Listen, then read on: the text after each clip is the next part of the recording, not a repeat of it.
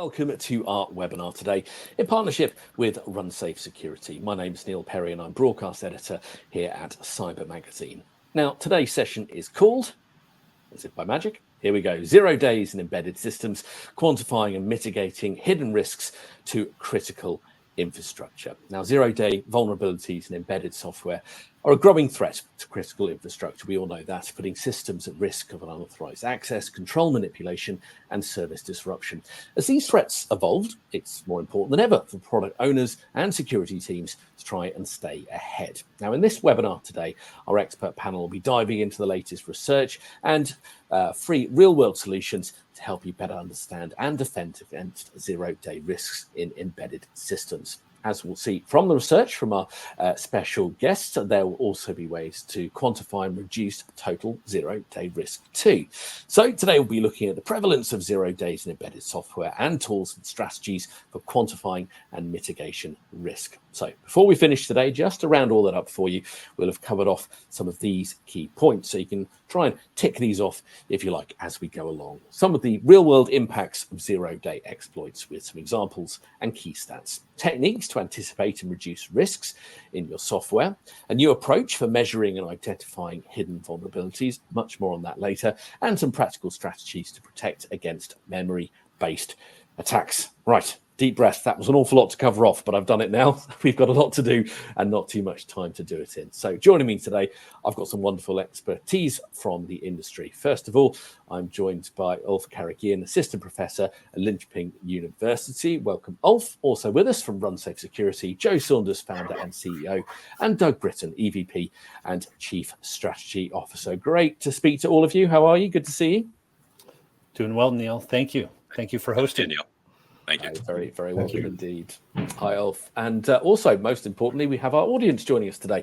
So just to go through a little bit of housekeeping on that, if you want to get in touch with us during this live webinar, just go across to the chat function. You'll see you can write your questions and thoughts in there. Do say hello. Let us know where you're watching from and any questions that we'll get to in the interactive Q&A, which we'll get around to towards the end of this webinar. So do drop in there and say hello. And we do have some poll questions to cover off as we go along. So do get involved in those too. See, we are fully interactive and fully live today. So let's get started with our poll one. So let's look at our first question, which should, as by magic, appear on screen in just a second. That question should be appearing. Here it is, over there. Here it is. See, told you it was live. How concerned are you about 0-day vulnerabilities in your embedded systems? You can see the questions there. I don't need to read those answers out. A, B, C. Just pick one of those, hit submit. You can say do it later, but we'd rather you submitted your answer, and that will come through, and we will cover off those answers as they come through. I'll let you know how the results start coming in. I can see them coming in already. Lots of people either very concerned or somewhat concerned. You know what, if you're not concerned at all, you're probably on the wrong webinar today. So let us move on to our first part of the presentation about why 0 days is such a pain point for CISOs and product owners, particularly in critical infrastructure. Now, Joe, I know you wanted to kick us off with this one. Absolutely, Neil. Thank you. And yeah, just kind of building on what you said. I know the audience is active and engaged, and we're ready to engage. Nation state actors are ready to engage, and one of their go-to moves is to target vulnerabilities in software across critical infrastructure that that the defenders don't know about, and hence the 0-day statistic here. If you think about Volt Typhoon and Salt Typhoon and some of the other groups, Frosty Group and Arcane Door, and some of these exploits that have been executed. It's really built around, going to where there are weak links in critical infrastructure. And that could be unpatched systems, certainly. And there's obviously operational issues with getting patches done across critical infrastructure. But even more alarming is what you can't patch. And there is no solution for it. And in fact, when we look at the data, 23.6% of all actively exploited vulnerabilities in 2024 were in fact 0-day flaws.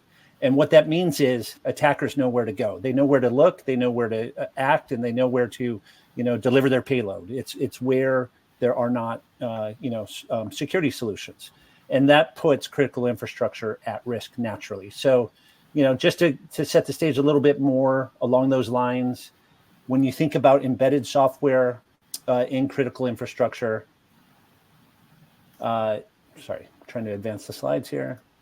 When you think about 0 days in embedded software, how significant is that problem? There's two statistics that really jump out to us at RunSafe that really set the stage for this, webinar, and that is 70% of vulnerabilities in compiled code are memory safety vulnerabilities, and these are some of the most challenging, most pernicious kinds of vulnerabilities in code. Why?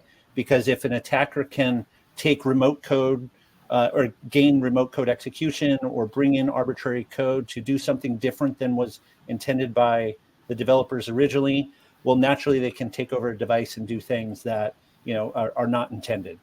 And so memory-based vulnerabilities are 70% of the ones in compiled code. We've seen that from a number of sources. Google and Microsoft, for example, talk about the extensive problem they have with memory-based vulnerabilities, and their numbers. Some of the best software companies in the world have about 70% of their vulnerabilities are memory related. With that said, 75% of vulns used in 0-day exploits happen to also be memory safety vulnerabilities. So if you put those two numbers together and think about what are nation state attackers doing to disrupt critical infrastructure, they're going where the vulnerabilities are, and they're going to exploit those to use in their advantage. So the big deal here is what is a memory-based vulnerability? It's a weakness in compiled code deployed across critical infrastructure that allows an attacker to do something, to take over a device and do something unintended. That could be hold it for ransomware, crash it, exfiltrate data, do all sorts of bad things. So with these statistics, you can see that memory vulnerabilities are a big problem, and there needs to be an approach that doesn't put infrastructure at risk. Yeah, those statistics are quite extraordinary. Let me just jump over to the results of this first poll, Joe, if I can, about how concerned you are about 0-day vulnerabilities in your embedded systems. This is the results from the audience. In broad terms, we've got some 62% saying very concerned, 38% somewhat concerned. So it's definitely top of mind for people, most definitely. So let's move on to our second area of this, because I know we've got an awful lot to go through today, and that's reducing your exposure to the next 0 day. So we've got a second poll that we're going to open up now, which should now appear. Here we go. Does your organization currently take proactive steps to mitigate memory safety risks? There's a yes, no, or not sure ABC there. And if you're exploring solutions or if your measures in place, definitely the kind of place to be here. So results are coming in for that now. So the third poll, that'll be there coming up in just a moment, which you've just seen on your screen there. So let's move on to the next question here, and that's 0 days being such a big problem. How do you go about starting to approach and view the issue to be proactive about addressing risks in the software? Now, Doug, I know you wanted to jump onto this particular subject about reducing your exposure to the next 0 day. Now, this is something I'm particularly fascinated in, so I'll throw the virtual floor over to you. Yeah, thanks. We got excited about an alternative approach because, we saw there's a lot of practitioners in industry that a lot of technologies that are trying to detect things and try and, prevent, but they're not solving the core problem. They're looking for indicators of attack, or they're looking for bad behaviors, and there's so many ways that attackers have gotten good at masking their activity. But what they've left completely open is addressing the underlying risk in the software itself. And so we're building huge fences around everything instead of just securing the underlying thing. And that's a particularly salient risk for IoT and embedded, because it doesn't have the benefit of being behind big walls. And, traditional information technology often is in a server room, and it has firewalls. It has a lot of other equipment that can go around it. But in the space of IoT, where devices are downrange entirely alone.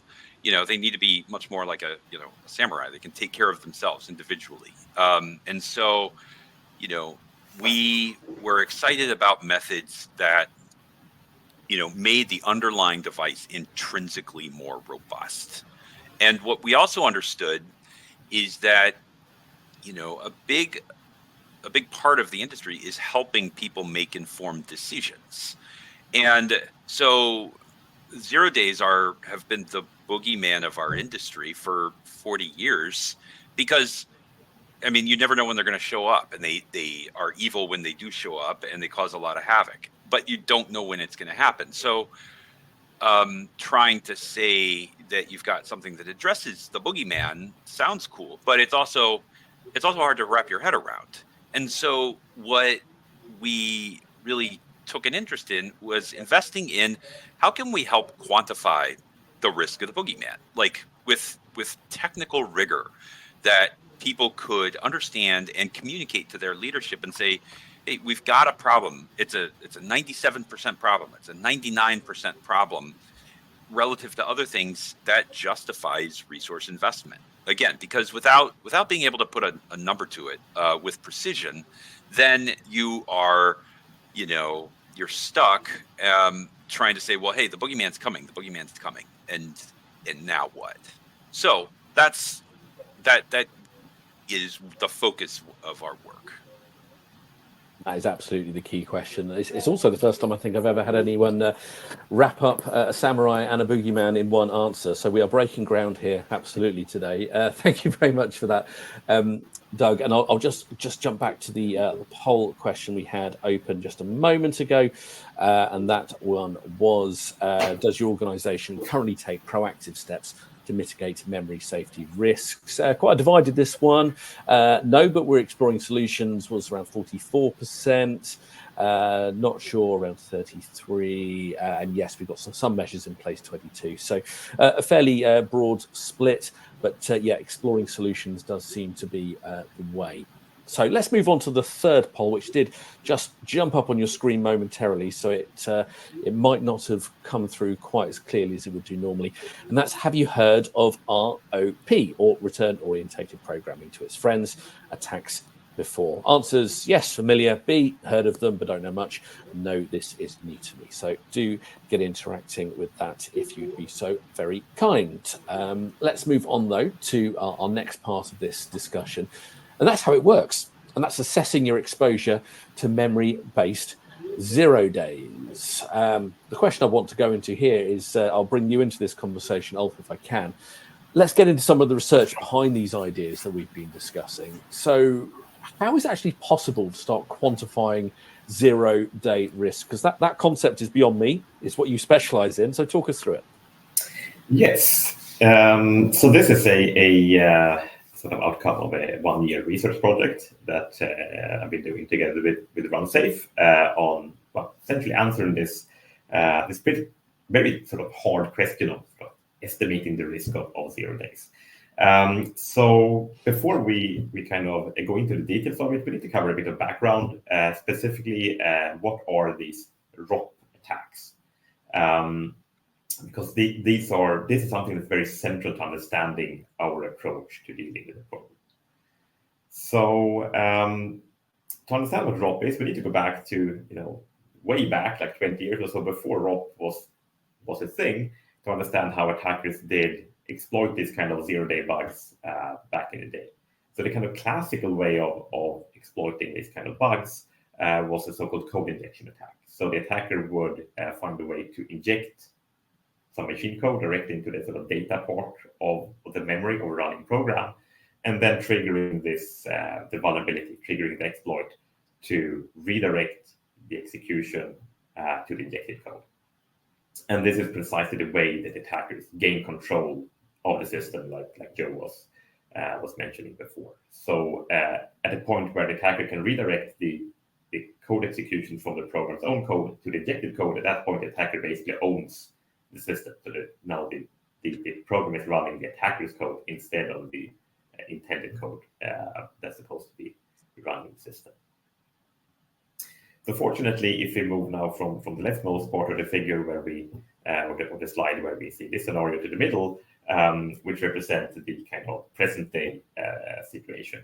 So today we have robust protections against these injection attacks, fortunately, but attackers have found new ways of exploiting 0 days. So what we see today are so-called code reuse attacks, where we still have the vulnerability, we still do the exploit, we still redirect the execution, but instead of redirecting to injected code, which is no longer possible, we instead redirect to another part of the program's own code. You're essentially using the program's own code against itself.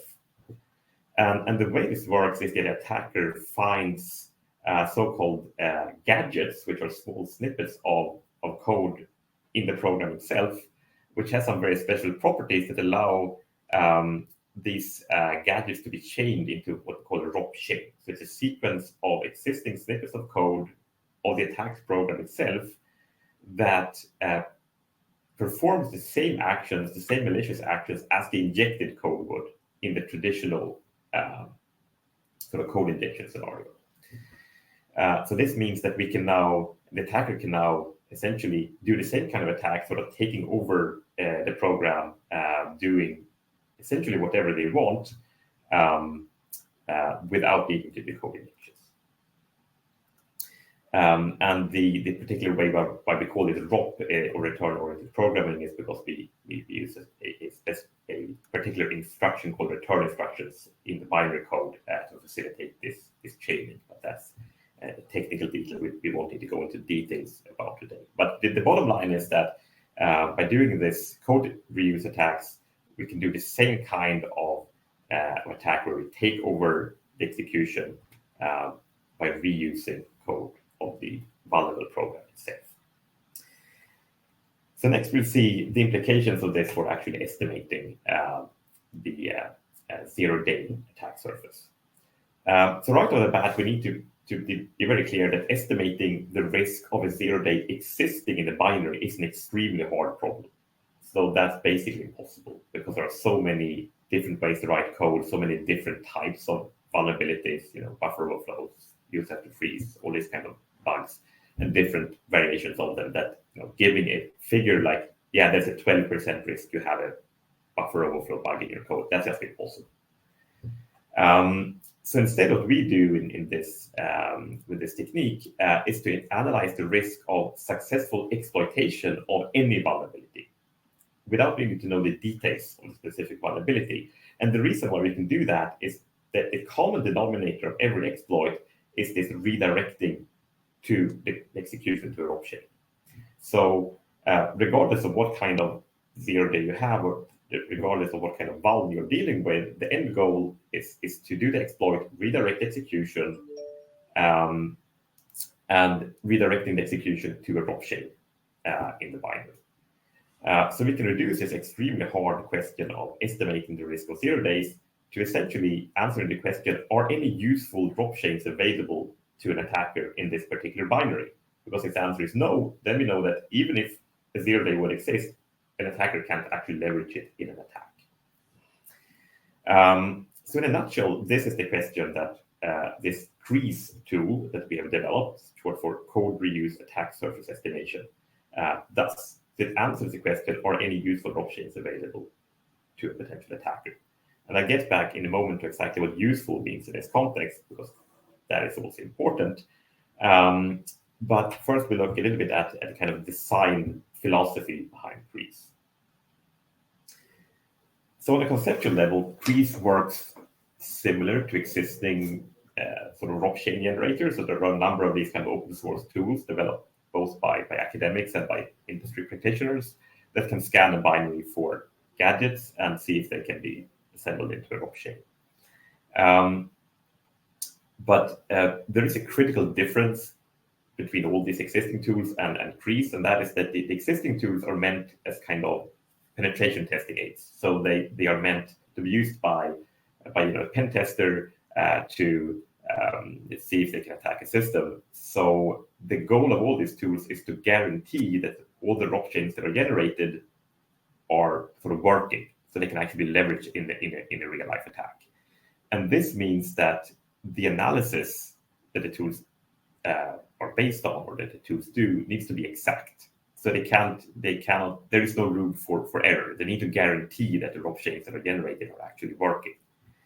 And that's a problem because this means that the tools need to sacrifice either scalability, so they only work on really kind of toy binaries, and it doesn't really scale to realistic size binaries, or they sacrifice completeness. So they need to throw away all potentially very useful gadgets that a human attacker probably would be able to utilize, but because you cannot, in an automated manner, reason about exact behavior, they need to discard them because of this kind of requirement of always guarantee proving that the ROP chains found are valid.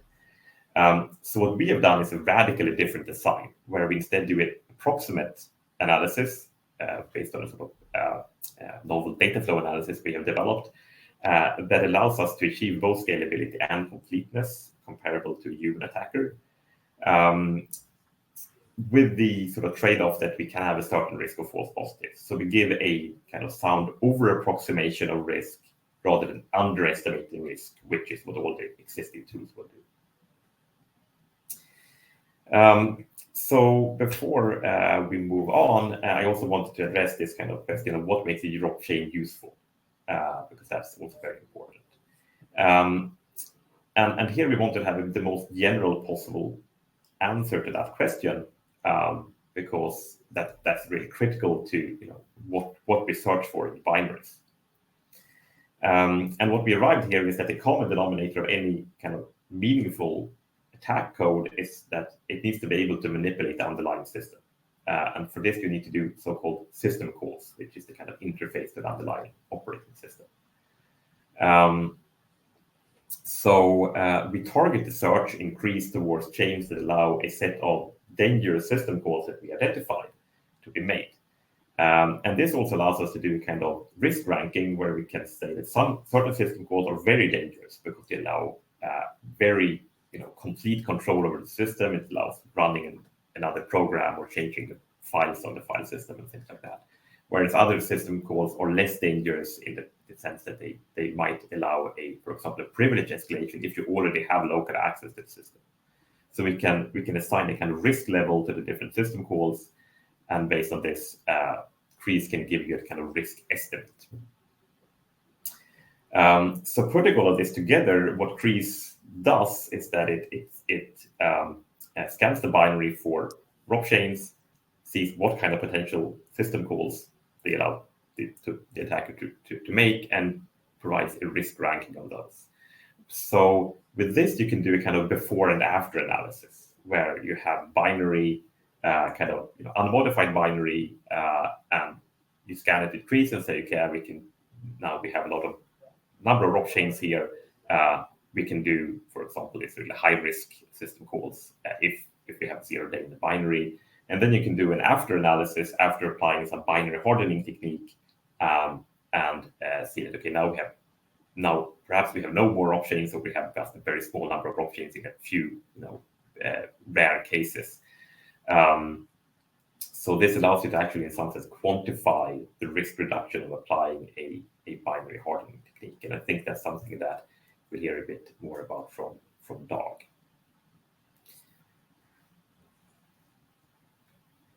Well, thank you, Ulf. It's a fascinating tool. Code reuse attack surface estimation. Kreese is a catchier title, definitely. I am just going to jump to a question from the public chat that we've covered off briefly, but let's go into it in a little bit more depth. This is a question from Christian. Hi, Christian. Thank you for this. It is, without injecting at least some minimal initial code first, how would you execute a ROP or ROP chain? Ulf, did you want to kick us off with that, please? Yes, so I can try to answer this. So that's the really interesting and really dangerous thing about ROP, that you don't actually need any. So first of all, it's really hard to create a ROP chain. So it's not trivial by any means. But attackers have found ways to locate these gadgets that have very specific properties that allows in principle, arbitrary code to be executed without actually injecting anything. And this has been, we have seen, so I think the first paper on this appeared in 2007, And I think the first practical attacks were seen around 2010. So it's a very well established technique. So it's been shown time and time again that you can do this. There are tools available for doing it. So it definitely can be done. It's definitely a hard problem because these gadgets need to have some very specific properties. So they both need to be able to, in a sort of predictable way, redirect or kind of forward execution to the next gadget in the chain. They need to do some kind of useful computation for doing the attack, and they also need to make sure to not sort of screw up the previous computations by the previous chains, by the previous gadgets in the chain. So it's a very hard, what we would call a constraint satisfaction problem in computer science, but it's something that can be done. And this is we have some very solid evidence of this, both from kind of theoretical point of view and a massive practical experience showing that in almost any binary, most binaries, you can find enough drop gadgets to actually do some kind of attack. So I hope that answers the questions. I think you've managed to round that up in the most succinct way that is possible. Doug, Joe, anything either of you would like to add to that particular question? No, we're all good. Ulf has picked up most of the points there. Lovely stuff. Just a little bit more housekeeping, just to point everyone in the direction. Up in the top corner of your screen, there is the handout section. So there's plenty more further reading to do about a lot of the subjects we're talking here, about safeguarding code as a comprehensive guide. There's a great case study and securing embedded systems in ICS and OT, some strategies to defend against software supply chain risks. That's all up in the handout section. I'll point you in that direction again before the end of this webinar too. Let's just go back to our last poll question, if I can remember what that was. Have you heard of return-orientated programming attacks before? And it was a pretty even split, actually. A good sort of 40% of people said no, it was new to me. So you're in a good place today. You're learning a great deal.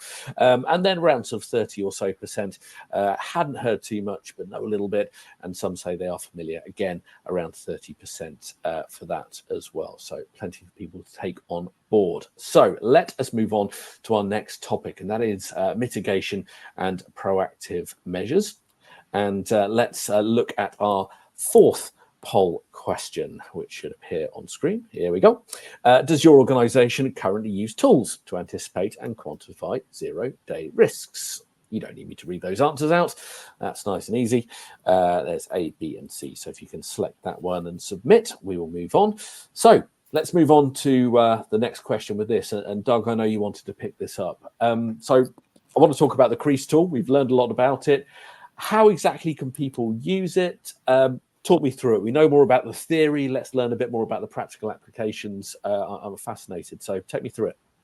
Yeah, brilliant. Thank you. And Ulf, it's been just a pleasure working with you as this project came together. Really, really enjoyed it. So the way this gets used by an organization is to start with an analysis of the binaries that make up their environment. And we can do both binaries and the software bill of materials and understand known vulns too, but the focus of this is looking at the zero-day analysis. So what's typically done is customers are able to look at uploading a binary into the platform, and then what it does is as Ulf described, we analyze the ways that binaries, all the functions that go into a binary. Typically a binary has 280 functions. The average binary does, and as Ulf described, what the table shows a pre-2006 universe where things got loaded in memory very similarly every time something loaded, and then after 2006, address-based layout randomization was introduced, and that allowed the randomization of sort of a base address or where something sat, but everything still got loaded contiguously in memory. And then the next thing is what RunSafe's protection technology does, is how the memory would look when RunSafe is protecting it. All those 280 functions get randomized every time they get loaded in memory. And that is very, very fine grained. And what that allows us to do is then, when an attacker is trying to figure out where the syscalls are that would comprise an attack, they're never able to get a complete chain together. And so when we look at this example zero-day analysis, what we see is the Crease tool is identifying major classes of risk. So what is the probability that the next 0 day allows remote code execution? What's the probability that the next 0 day allows remote file system manipulation, remote commands or privilege escalation? And then what you're able to understand is when the binary is protected in the way that we described here with this function level randomization, what is now the level of protection? And so the right hand side of this shows, a very, very high reduction in the amount of surface area that an attacker is able to lever, so that even if 0 days are present, which statistically they are, as we've said, it's practically impossible to get rid of all of these or to know where they all are. So we take the assumption that vulnerabilities are present, let's make them inert. And so we're able to show that, even presuming the next 0 day, we've reduced the probability that it can do any harm. So instead of a chance that the next 0 day is able to cause havoc in the system, you're looking for a small subset of the next 10,000 0 days.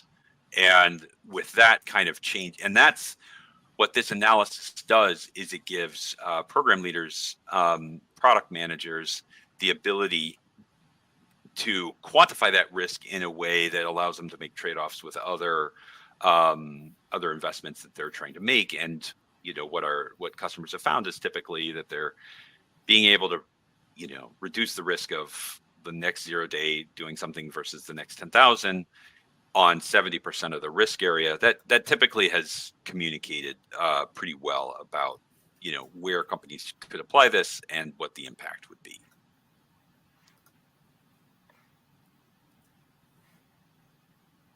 Thank you very much, Doug. That's taken us through that very, very clearly. That diagram clearly sets that out. So where I want to take things next, let's just take a quick look at that last poll. Does your organisation currently use tools to anticipate, quantify 0 day risks? I believe that was the last one.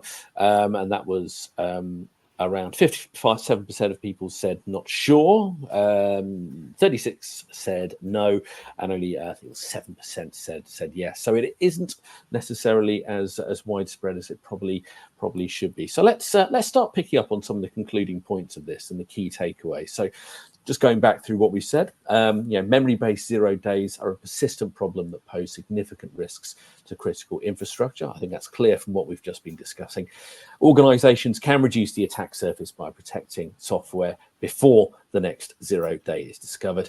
And solutions like the Crease tool and runtime protections, and we thank you all for taking us through that in such depth, allow you to quantify risk and take action to reduce 0 day exposure. So those, I believe, are key takeaways from our discussion so far today. Now, I will point you in the direction of this. You've been good enough, guys, to offer up a complimentary, I believe, analysis initially, which you can go through with the QR code there. So you can give the RunSafe security platform a try. You can run a risk reduction analysis on your software, understand your exposure to known CVEs and memory-based 0 days, so you can take action to secure your embedded systems. The QR code is there. You know exactly what to do with that. You don't need me to tell you. So, oh my goodness, we've got a lot of questions to go through, which I'm going to try and get into the next 10 to 15 minutes. I can see we've just got a couple of questions coming through on the chat. I do have a couple of pre-submitted questions from the audience, which I do want to look at as we wait for a few more of those questions to come in. Let's start with this one. This is a great question, actually. How is your memory relocation technology different from other approaches like ASLR, address space layout randomization? Doug, Joe, is that one for you guys to pick up? Sure. Yeah, I can jump on that. And there's a couple of key things, and I'll jump back to this slide to describe it. And there's two key aspects. One is the level of granularity, and two is the security and the guarantees that are possible for systems that are going through safety certification. So as we see in the middle column of the diagram, ASLR provides block level relocation. So if you have a binary that's 2 megabytes, every time that binary gets loaded, that entire 2 megabytes of the binary will be loaded contiguously. And what attackers through information leaks have been able to consistently do is recreate their attacks on a binary that's 2 megs. So the difference would be that same binary, when protected by RunSafe, if it has, like the average binary does, 280 functions, you're looking at 280 factorial different memory layouts, which is more than 10 to the 400th. And if you were to try those at, even dozens a second, that would be multiple universe lifetimes to try all of them. So, and every time that binary loads, you're going to get a different layout. So the key thing is, ASLR has been present as a protection technology since 2006, but the pace of memory safety bugs has unfortunately not abated much. And if you look at the going cost of buying memory safety vulns, they don't reflect a lot of skill on the part of the attacker, meaning they're easy to buy. So ASLR, it's there, but it hasn't slowed the attack. And what Crease shows is that all the ingredients an attacker needs to put their evil payload together, it's completely accessible inside the binary. So when a 0-day comes, it's going to be weaponizable. And so now another important thing about address space layout randomization is that many safety certified systems, like which include automobiles, trains, and aircraft, can't get the benefit of ASLR because it's not gone through safety certification processes. One of the things that's exciting about our work is we're in the middle for an Air Force project of going through the DO 178 and DO 330 processes so that we're certified for use in jet engines, for example, with that a high enough level of fidelity and rigor. So for those highly rigorous systems, ASLR has never been able to be applied because it was never safety certified. And one other thing, another question that popped up that I'll address quickly had to do with debugging and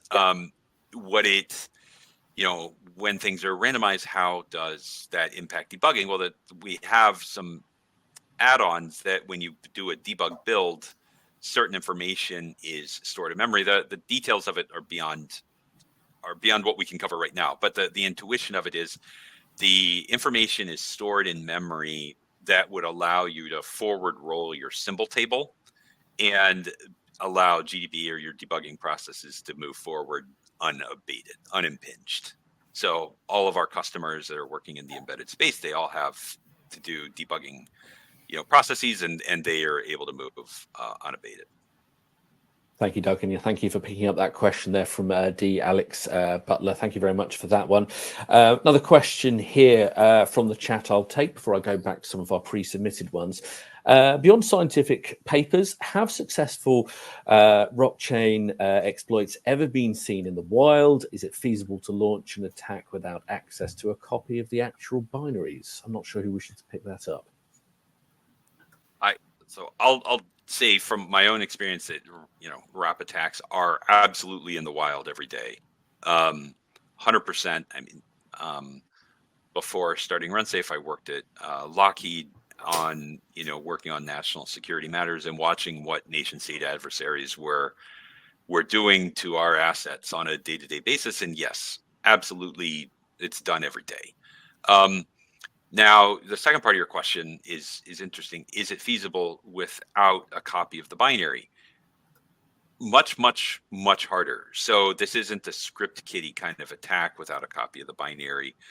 But substantial resources are invested to get copies of the binary. But your question also, suggests why open source is both a great thing and a challenging thing, because if a binary has open source in it, then the attacker has access to be able to craft their own payload. And even in areas of the software economy where there has typically been less open source, to include real-time operating systems, critical infrastructure, aircraft, that they are going towards much more open source. So getting copies of the binary, the burden for attackers to get copies of the binary is going down dramatically. And my colleagues have other thoughts on that one. Any further points on that? Because I do have a couple of other questions I wanted to squeeze in before we look to wrap things up. A key pop one. This is a perfectly good question, actually, and I did want to get to this one. What do I actually need to run an analysis? Let's start at that level. A binary or something else? Yeah, it's pretty straightforward. You can obviously run if the analysis on the binaries that you include in your systems. Right, so you point those binaries to the binary analysis tool or the risk reduction analysis itself.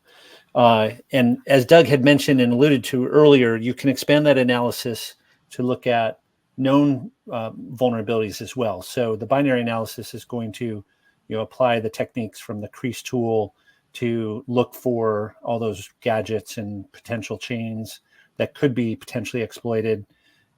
And you'll get that analysis. But if you also either want to generate a software bill of materials or include one of your own SBOMs, in addition to sharing the binary, then you can get a full picture of both known vulnerabilities and the CVs associated with all the components in your software, as well as the potential zero-day risk hidden in your binaries themselves. And both of those create an opportunity then to understand the overall risk when you look at, and you can imagine the power of doing that across an entire software supply chain as you're getting open source software from folks, as you're getting third-party software from others.